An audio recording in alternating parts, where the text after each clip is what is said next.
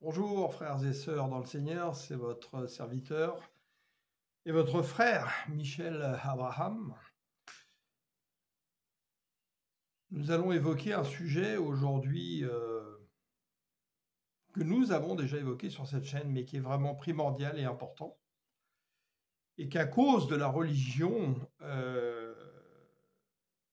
nous ne prenons souvent pas conscience de cela et nous ne permettons pas à Dieu en fait d'agir comme il voudrait agir dans notre vie et nous utiliser avec la puissance qu'il a déposée en nous.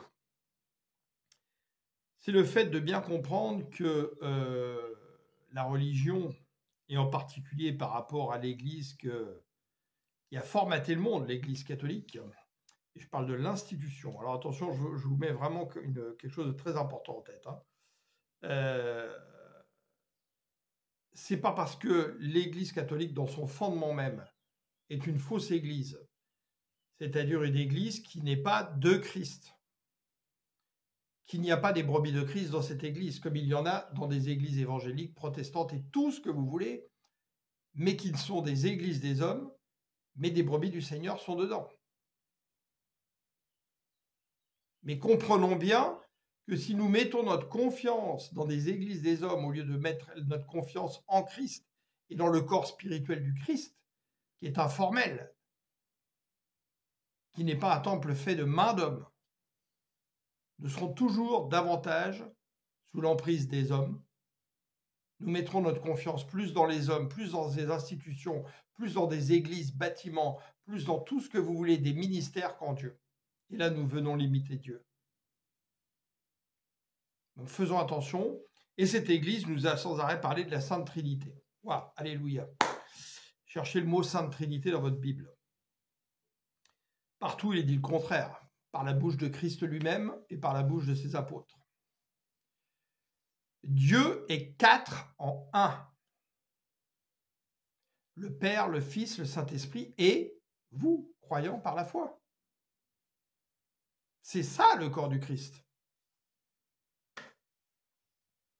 Et qu'est-ce qu'a fait le diable? Il est toujours subtil. Il passe dans la religion, comme il a fait sur le temple avec Jésus pour tordre la parole, déformer, tromper et tout ce que vous voulez, pour nous exclure de cette équation.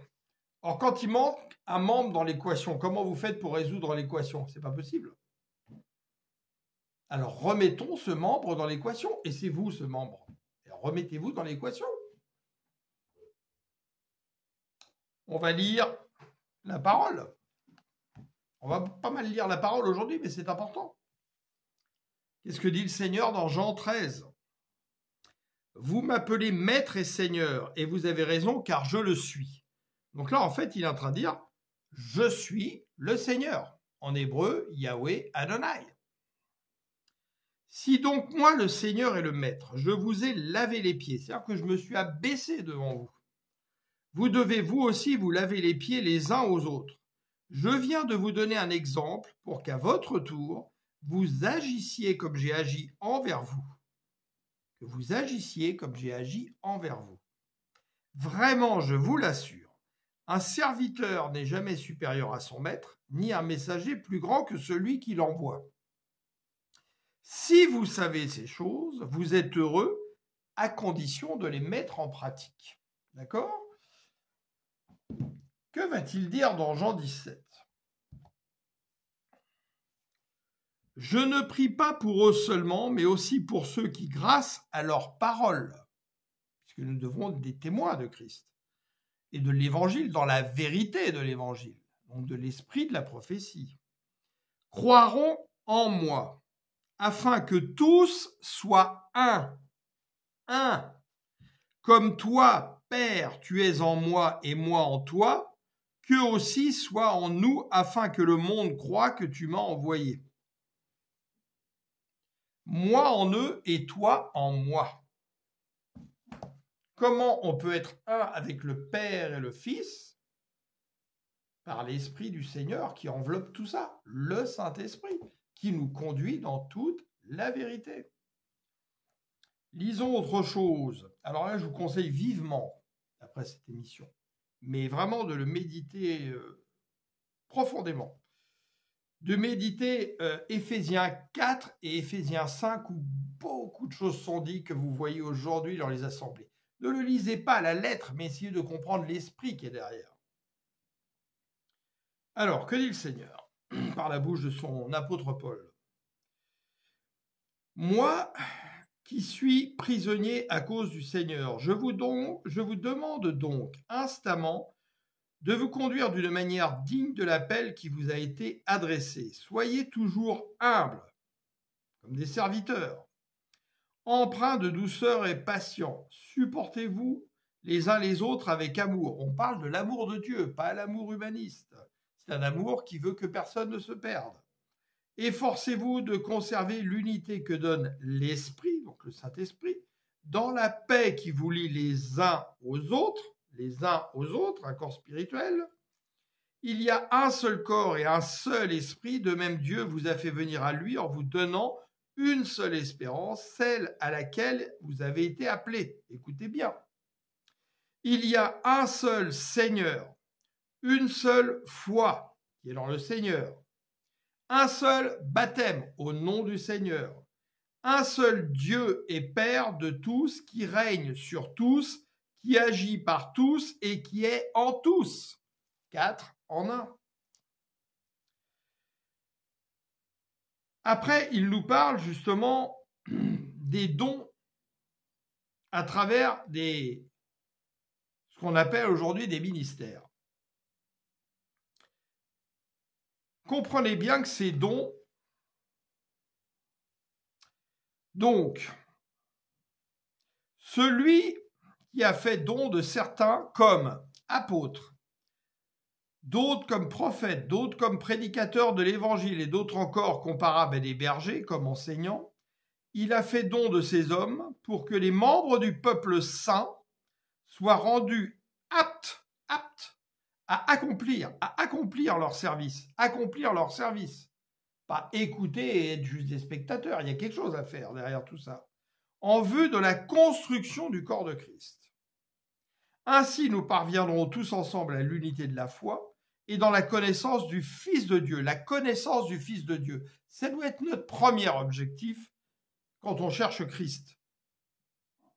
À l'état d'adulte et au stade de la maturité où se manifeste la plénitude qui vient de Christ, et non pas comme des bébés ballottés au gré des vents. De cette manière, nous ne serons plus de petits enfants ballottés comme des barques par les vagues et emportés ça et là par le vent de toutes sortes d'enseignements, donc des enseignements trompeurs. C'est ça que ça veut dire, hein ? À la merci, écoutez bien, d'hommes habiles à entraîner les autres dans leur erreur, c'est-à-dire les faire épouser ce que eux veulent, ce que nous voyons malheureusement majoritairement aujourd'hui dans beaucoup d'assemblées.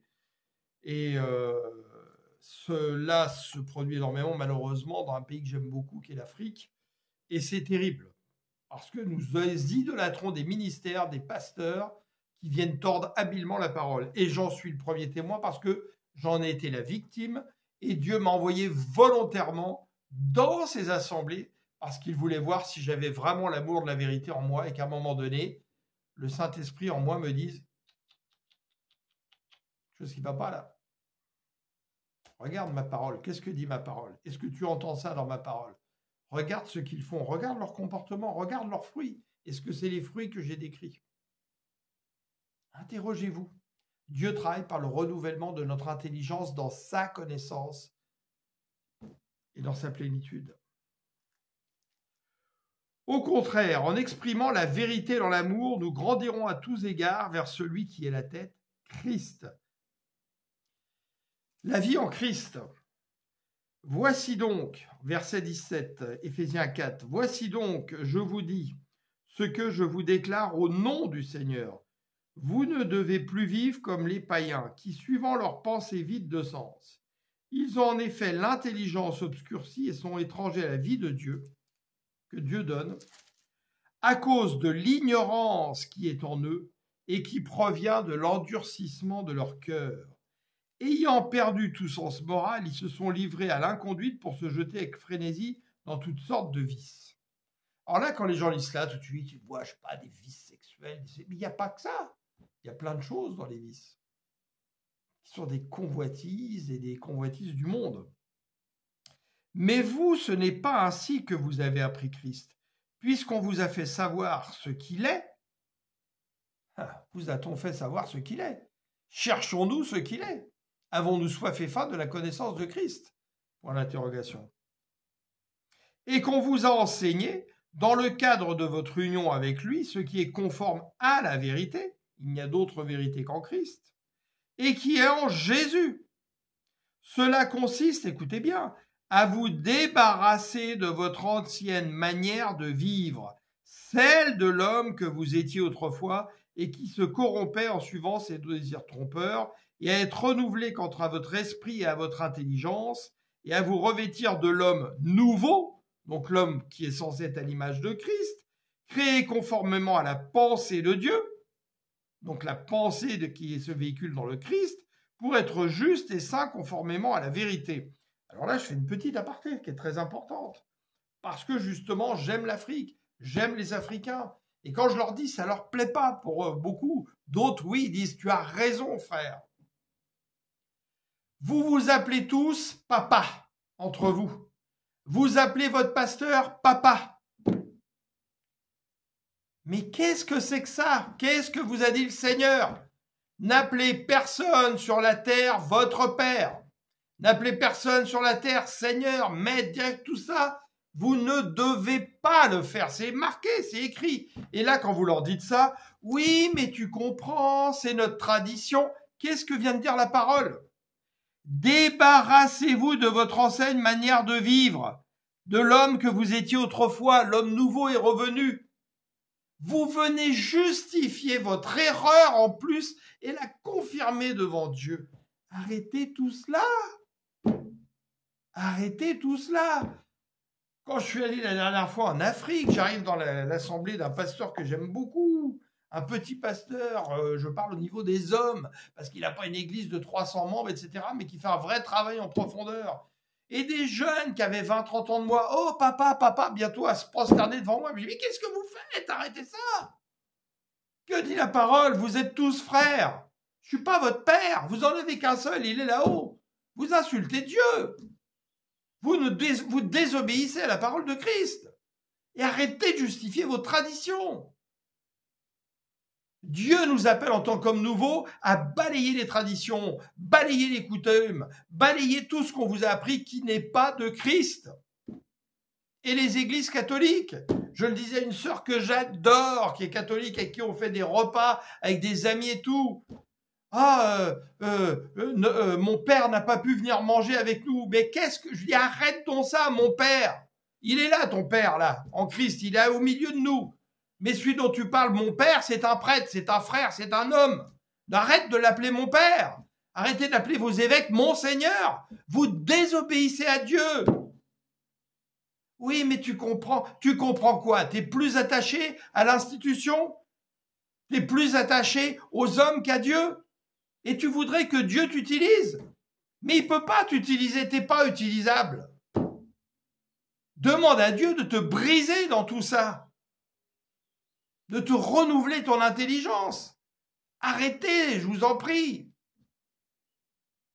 Vous voyez que les temps sont mauvais, très mauvais, ça s'accélère. Comment nous allons pouvoir être utilisés par Dieu si nous restons dans ces dogmes, dans ces commandements d'hommes? Comment nous allons pouvoir si nous ne comprenons pas que nous sommes un avec Dieu, avec le Père, avec son Saint-Esprit? C'est pas possible. Je suis malheureux aujourd'hui quand je vois sur Facebook plein de jeunes qui créent des assemblées. Ils ont 20 ans, 25 ans. Ils sont habillés comme des papes pour ressembler aux pasteurs qu'ils idolâtrent dans les grandes églises. Ils sont habillés avec des costumes. Ils se sont déjà acheté une voiture à crédit pour dire « Regarde, je suis riche, j'ai une belle voiture. » Des bagouses en or partout. Et ils se disent « Je suis le prophète Emmanuel, je sais pas quoi, l'archibishop général en chef. » Mais arrêtez. Si vous commencez comme ça, mais vous êtes très très mal parti. Satan est déjà juste assis à côté de vous. Restez humble. Ayez les sentiments qui étaient en Christ, lui qui était l'égal de Dieu et qui n'a pas pris comme une proie arrachée. d'être un serviteur, se servant jusqu'à la mort. Voilà ce que nous dit Dieu, voilà ce qu'il nous dit dans tout ce qu'on vient de lire. Soyez humbles, vous êtes des frères, des serviteurs. Vous n'êtes pas là pour écraser les autres, que celui qui veut être le plus grand soit le serviteur des autres. C'est la parole de Christ, c'est pas la parole de Michel Abraham, c'est dans la Bible. Et si vous aimez pas votre Bible, prenez-la, mettez-la au feu, déchirez-la. Et faites votre propre Bible, la Bible de Satan. Arrêtons, s'il vous plaît. J'en discute avec des frères et sœurs qui sont sortis des mêmes assemblées où j'ai pu aller, où ils ont tous senti la même chose, où on est manipulé, on vient nous écraser. On a fait des églises des hommes, des poulaillers au lieu de faire des élevages d'aiglons pour qu'ils deviennent des aigles. On vient vous mettre sous des chaînes. Arrêtez! Dieu ne peut pas vous utiliser tant que vous êtes comme ça. J'ai des frères et sœurs de différents pays aujourd'hui avec qui nous parlons justement, que le Seigneur a amené par le biais de cette chaîne. Mais on est en contact, on se parle régulièrement, on fait des débriefings chaque mois pour voir ce que nous avons vécu par le Seigneur et les choses bonnes et mauvaises qui nous arrivent dans la vie, etc. On débriefe, on parle, on se parle. Malachie 3,16, lisez bien jusqu'à 21. On est dans ces temps-là. Le Seigneur, c'est lui en ce moment qui est en train de faire sortir des gens de ces assemblées parce qu'elles sont vraiment ces personnes dont il a besoin, le vrai corps du Christ, qu'il est en train de rebâtir spirituellement. Parce qu'il a besoin de nous et il veut nous utiliser. Mais si nous ne le laissons pas faire, ça va être très compliqué. Et d'autres frères se joignent à nous chaque jour, plus encore. Et est-ce qu'on est en train de diviser le corps du Christ? Non, on est en train de l'assembler, le rassembler, le fortifier, l'édifier. Et là, les pasteurs, menteurs, traficoteurs vont dire « Ah, regardez, il divise le corps du Christ parce qu'il a parlé. » Non, il est en train de dire « Attention, frères et sœurs, parce que je vous aime au nom de l'amour de Dieu, vous êtes en train de vous égarer par des gens qui sont trompeurs, séducteurs. » Et regardez ce que dit Éphésiens 5, un peu plus loin. Puisque vous êtes les enfants bien-aimés de Dieu, suivez l'exemple de votre Père, que votre vie soit dirigée par l'amour de Dieu qui consiste à ce que personne ne se perde, de même que Christ nous a aimés. Christ nous a aimés comment? Pour pas qu'on se perde, il a donné sa vie. C'est ça l'amour de Dieu. Et a livré lui-même sa vie à Dieu pour nous comme une offrande et un sacrifice dont le parfum plaît à Dieu. C'est ce qu'il nous appelle à faire. Quant à l'immoralité, aux pratiques dégradantes sous toutes leurs formes, or l'idolâtrie est une pratique dégradante, et à la soif de posséder, qu'il n'en soit pas même question entre vous, ce ne sont pas les sujets de conversation qui conviennent aux membres du peuple saint, pas plus que les propos grossiers ou stupides et les plaisanteries équivoques. C'est inconvenant. Exprimez plutôt votre reconnaissance envers Dieu, car sachez-le bien, aucun homme qui se livre à l'immoralité, à des pratiques dégradantes ou la soif de posséder, qui est une idolâtrie, n'a d'héritage dans le royaume de Christ et de Dieu. Or, qu'est-ce qu'on vous prêche aujourd'hui dans toutes ces grandes assemblées? Que si t'es pas riche, si t'as pas des maisons, des voitures, un beau costume, toutes ces choses qui sont des soifs du monde, des convoitises du monde, c'est que Dieu t'a pas béni. Mais arrêtez d'écouter des bêtises pareilles. Dieu sait, il le dit dans sa parole. Regardez, j'ai une chemise, mais elle m'a pas coûté une fortune, hein. J'ai acheté à Carrefour ou je sais pas où, je l'ai payé 15 €. Et c'est de la très belle qualité. Je l'ai depuis des années, elle ne s'use pas, rien, etc. J'ai une voiture, elle m'a pas coûté des milliers d'euros, je l'ai payé 2500 €. Ça fait 3 ans que je l'ai, elle roule parfaitement, je suis jamais tombé en panne avec, etc. Et elle me sert au point crucial, d'aller au point A jusqu'au point B. Pas de me glorifier devant les hommes en disant « Ah, Dieu m'a béni, j'ai une voiture à 200 000 €. » Malheureux que nous sommes. Malheureux que nous sommes. C'est terrible, frère. Jouissions des biens sur la terre comme si nous n'en jouissions pas. Nous l'avons lu il y a quelques jours. Nous avons besoin de choses qui sont dans le monde pour vivre parce que Dieu nous a laissés dans le monde. Mais non, nous ne devons pas en faire notre priorité. Toute la parole nous dit le contraire. Le diable vient vous vendre les choses du monde, les choses d'en bas. Mais Dieu vous donne les choses d'en haut. Donne, je n'ai pas dit vend, hein, justement. Le diable vous vend les choses d'en bas. Le diable vous vend les choses d'en bas. Vous fait adorer les choses d'en bas. Dieu vous donne et vous parle des choses d'en haut. Et si vous les recherchez pour être un véritable trésor, il vous donnera par-dessus tout les autres choses dont vous avez besoin. Mais pourquoi il va le faire? Pour vous donner les moyens de témoigner de sa parole, d'évangéliser, etc. Mais ça peut être plein de choses. Il n'a pas dit que vous aurez une assemblée de 100 personnes, pas forcément. Peut-être qu'il va vous faire créer une entreprise où dans votre travail, vous allez véhiculer les valeurs de Dieu et les gens vont voir, waouh, ça c'est vraiment un patron différent. Tu as vu comment il se comporte, comment il est bon avec les gens. Il est sévère, hein, mais il est bon, il est juste, hein, et puis il est toujours à l'écoute de nous, etc. Ça, c'est les valeurs de Dieu. Il y a plein de façons de manifester les valeurs de Dieu. D'être un serviteur, s'intéresser aux autres, d'essayer de faire du bien dans leur vie, mais en s'appuyant sur la parole, de témoigner de la parole, parce que seule la parole de Dieu transforme. Parce que c'est une vraie nourriture, c'est une puissance. Il y a plein de façons de servir le Seigneur. Hein. Donc voilà, je voulais vraiment vous témoigner de ça aujourd'hui et que vraiment vous preniez conscience. Si la religion, tout ce que vous avez écouté, vous a sorti de l'équation de Dieu, donc l'équation n'est pas résolvable s'il manque un élément, remettez-vous dans l'équation. Vous faites partie intégrante de l'équation de Dieu. Dieu est 4 en 1. Le croyant par la foi et tous ces croyants par la foi, c'est l'équation de Dieu. 1 plus 1 plus 1 plus 1 plus 1 à tout ce que vous voulez égale 1. Ce n'est pas la mathématique qu'on nous apprend à l'école, c'est la mathématique de Dieu.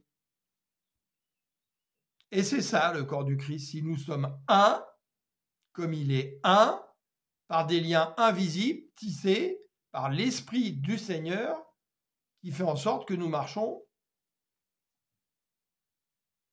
tous ensemble et que notre but est vraiment, par la parole, par notre témoignage, par nos actions, de témoigner que nous sommes le reflet de Christ sur la terre. Être la lumière du monde. Le sel de la terre. Et si le sel perd sa saveur, vous savez ce que dit le Seigneur. Alors prions, et je prie pour moi également, pour que justement nous ne perdions pas notre saveur, que notre lumière ne s'éteigne pas, que nous ne nous égarions pas dans l'orgueil et de vouloir briller absolument sur les autres, mais que nous ayons vraiment des sentiments de serviteurs, de vouloir servir. Alors, autre chose qui est très importante, hein, moi je l'ai fait pendant des années, je vais vous dire, j'ai des cahiers entiers. Quand vous allez écouter les enseignements, prenez un bloc, un stylo, faites des notes et vérifiez par vous-même ce qu'on vous a dit, méditez la parole. Si on vous a donné un verset, lisez les chapitres qui sont autour, qui forment un tout, pour vérifier qu'on n'ait pas tordu ce verset par rapport à ce que l'ensemble du chapitre veut dire. Demandez au Saint-Esprit de vous révéler, de vous éveiller par rapport à ce que vous avez entendu. Faites un travail de recherche par vous-même. On doit travailler, comme un élève fait des devoirs quand il est à l'école, au collège, en université, pour réussir son diplôme. Si on veut la couronne à la fin, si on veut persévérer pour ne pas perdre notre récompense, on a un travail à faire. Donc, par exemple, n'hésitez pas à réécouter ce qu'on vient de se dire aujourd'hui et reprendre des notes, etc. Et sur cette chaîne, vous verrez, j'ai partagé beaucoup d'enseignements de mon guide spirituel. Et vous remarquez, je ne dis pas mon père spirituel, mon guide spirituel instauré par Dieu lui-même. C'est-à-dire, je ne le connaissais pas, en songe, Dieu m'a emmené vers lui. Et cet homme m'a, à la réponse de Dieu qui lui a confirmé, m'a enseigné pendant 3 ans l'esprit de Christ, donc la prophétie, et l'esprit de la prophétie vivante, donc dans l'évangile et après la Pentecôte, donc ce que nous vivons aujourd'hui. C'est Paul David Diadi. Il y a plein d'enseignements sur cette chaîne que j'ai partagés. Je vous conseille vivement de parcourir la playlist Enseignement et croître Écoutez ces enseignements qui sont d'une très grande profondeur pour vous aider à grandir dans votre devenir et dans la pensée de Christ. Prenez des notes, travaillez, demandez au Seigneur. Réclamez de tout votre cœur de la nourriture solide. C'est très important. Et ne vous laissez pas remettre sous des chaînes des hommes là où Christ vous a libéré à grand prix, le prix de sa vie, de souffrance. S'il vous plaît, au nom de l'Éternel. Donc demeurez vraiment richement bénis dans notre alliance avec le Christ, cette nouvelle alliance qui ne passera point. Et restons attachés à cela. Restons attachés à cela, vraiment. Et si à un moment donné, ça peut tous nous arriver, on sent qu'on est en train de partir, comme on dit en expression, en cacahuète, on s'égare, on commence à dériver, etc. Demandons au Seigneur de venir nous remettre sur le chemin. Et faisons très attention à ce que nous écoutons. Mettez pas vos oreilles n'importe où. Et pour ça, vous avez besoin de connaître la parole de Dieu. C'est très important parce que c'est la parole de Dieu qui est la référence. Et quand on dit la parole de Dieu, c'est l'esprit de la parole de Dieu. Qu'est-ce que veut dire l'esprit qui est derrière la parole, cette puissance qui est derrière la parole? Si nous lisons la Bible comme on lirait un roman, nous allons passer à côté de beaucoup de choses qui vont nous empêcher de nous renouveler vraiment dans l'intelligence de notre Seigneur et dans sa sagesse. Donc vraiment, réclamons sans cesse. Moi, il n'y a pas une journée où je ne réclame pas que le Seigneur me remplisse davantage de sa sagesse, de sa connaissance, et pour le servir. Pour le servir. Et croyez-moi, ça prend des sacrifices. Je ne peux pas tout vous dire de ce que je vis, des choix que j'ai faits dans ma vie aujourd'hui, qui sont de véritables sacrifices. Et ça passe par des sacrifices, la vie avec Dieu. Mais croyez-moi, vous ne regrettez pas ce que vous avez lâché derrière vous. Et la parole en parle. Des choses que je voyais comme des trésors, je les vois aujourd'hui comme de la boue par rapport à l'excellence de la connaissance de Christ. Amen. Soyez bénis, je vous aime.